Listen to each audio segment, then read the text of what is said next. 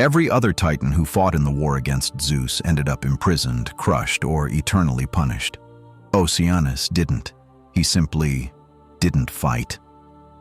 This is the story of the only major Titan who saw exactly where the war was going, refused to participate, and kept everything he had because of it, and the strange, boundless river god whose name still literally means ocean 3,000 years later.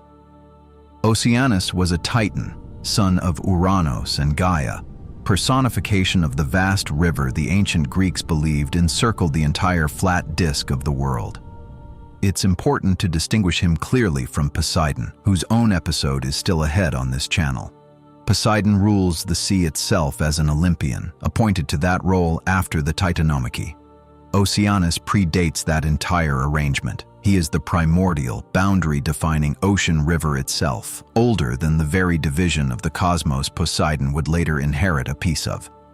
In the ancient Greek imagination, this wasn't a metaphor.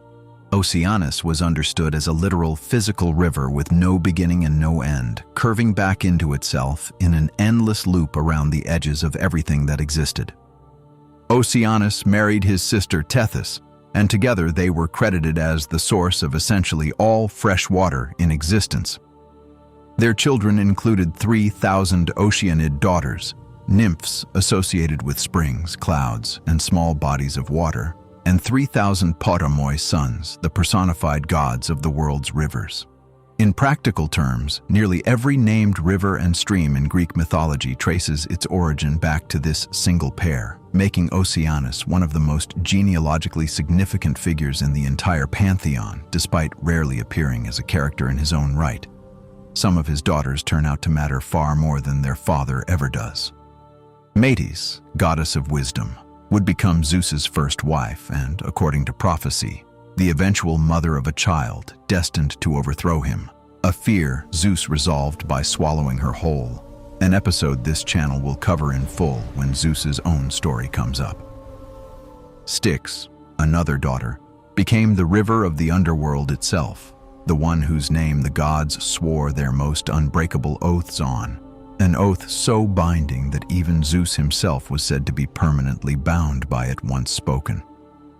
A third, Clymene, is named in some traditions as Prometheus's own wife, quietly tying Oceanus's bloodline directly into the story of the Titan he'll go on to visit in chains.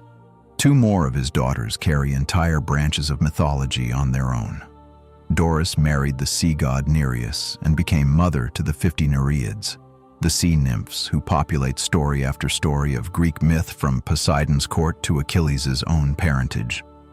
Perse, another Oceanid, married Helios the sun god and gave birth to Circe, the sorceress who would later trap Odysseus's crew on her island, and Pasiphae, whose own son became the Minotaur, meaning two of Greek mythology's strangest, most famous monsters both trace their maternal line directly back through Oceanus.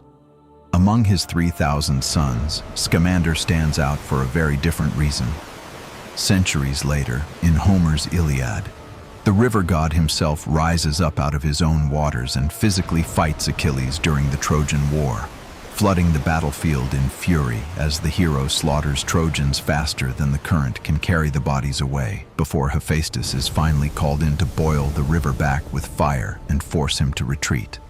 A river, personified and furious enough to go toe-to-toe with the greatest warrior of the age, in one of the strangest single combats in the entire Iliad.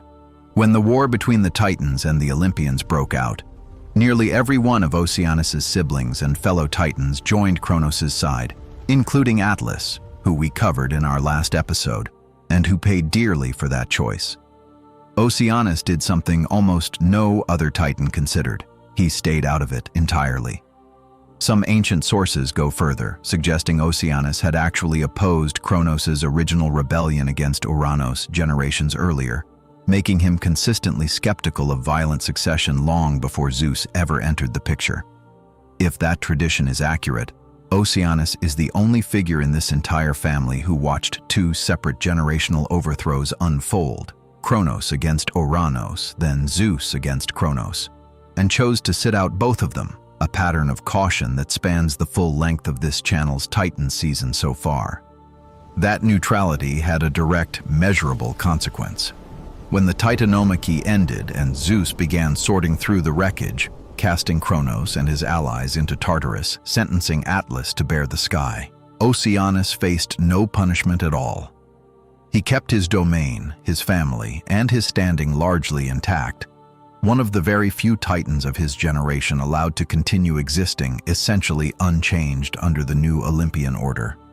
In a season full of titans who lost everything for choosing a side, Oceanus is the rare figure who kept everything by refusing to choose one.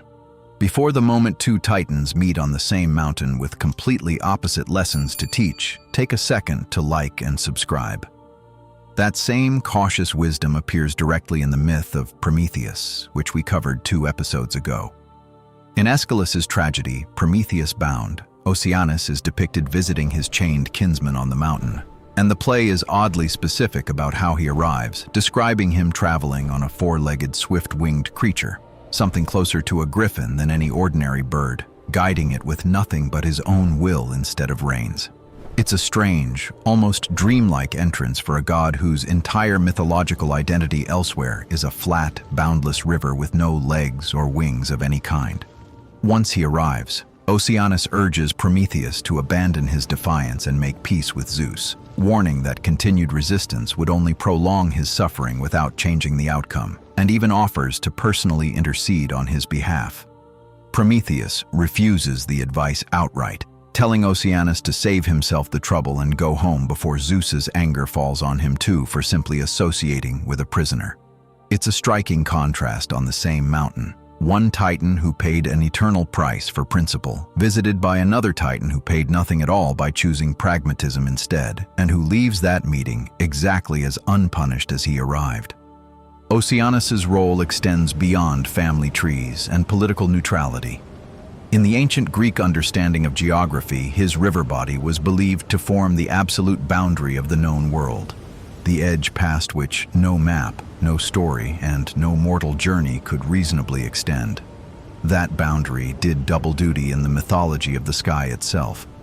According to several ancient sources, Helios, the sun, didn't simply vanish each evening. He sailed home across the stream of Oceanus in a giant golden cup, carried from west back around to east overnight so he could rise again the next morning. The endless river wasn't just a wall around the world. It was also the sun's own nightly commute, a detail almost never included in modern retellings that flatten Oceanus down to a name on a family tree. Later Greek philosophers, including Thales, one of the earliest recorded thinkers in Western tradition, proposed that water itself, closely associated with Oceanus, was the fundamental substance underlying all of existence, an early, proto-scientific echo of a mythological figure who represented the same boundless, foundational idea centuries earlier. Aristotle, writing generations after Thales, even speculated that Thales may have arrived at the idea partly because of Oceanus and Tethys's mythological status as the origin point of everything, treating the old cosmology not as something to discard, but as a starting hypothesis worth testing in more rigorous terms. It's a rare, direct line from myth to early philosophy, a god who was never worshipped with the same fervor as Zeus or Poseidon, quietly shaping how Greek thinkers first tried to explain the physical universe without appealing to gods at all.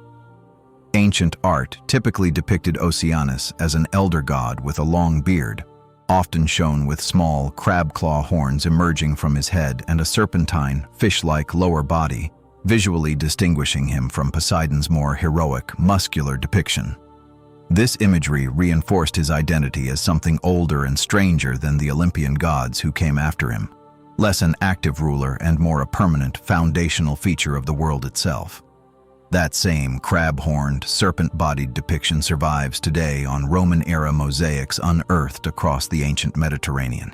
His enormous bearded face often placed at the center of bathhouse floors, appropriately, since the water flowing through the building was understood to ultimately trace back to him. That foundational status shows up in one of the most famous images in all of Greek literature. Homer describes the shield of Achilles, forged by Hephaestus, as bordered along its entire outer rim by the great stream of Oceanus, literally encircling every scene of mortal life depicted on the shield's surface. Cities at peace, cities at war, harvests, weddings, dancing. The same way Oceanus was believed to encircle the world itself. Much of what we know about Oceanus comes from Hesiod's Theogony, which establishes his parentage and his role as father of the Oceanids and Potamoi, and Aeschylus's Prometheus Bound, which provides his most detailed individual scene as a character. Homer also references the stream of Oceanus repeatedly throughout the Iliad and Odyssey as a boundary marker for the known world, treating it more as a cosmic feature than an active deity with his own storyline. In one notable passage, Homer goes further than Hesiod ever does, having the goddess Hera refer to Oceanus and Tethys directly as begetter of the gods, and the origin point of all creation, a grander, more foundational status than the Theogony's more measured account gives him, and a reminder that even within surviving ancient sources, Oceanus's exact cosmic importance was never fully settled. His name outlasted every one of those individual appearances and every one of those competing accounts. The Greek word for his river, Okeanos, passed directly into Latin as Oceanus, and from there into nearly every major European language largely unchanged. French Océan, Spanish Oceano, Italian Oceano, German Ocean, meaning every time anyone on Earth uses any of those words, they're technically still naming a 3,000-year-old titan who never fought a single battle. In the same quiet way, the Atlantic Ocean still carries his brother Atlas's name across an entirely different body of water. Two brothers who chose opposite strategies during the exact same war ended up with two of the largest bodies of water on the planet named after them, for entirely different reasons. Oceanus's legacy is quiet in a way none of the other titans we've covered this season can claim. He didn't rule through fear like Kronos. He didn't suffer for defiance like Prometheus. He didn't lose a war he barely started, like Atlas. He simply recognized which fights were worth having and which weren't, sat out two separate wars a full generation apart, stepped back from the one that would define his entire generation, and kept nearly everything as a result. Maybe that's the quietest, least dramatic lesson this pantheon has to offer.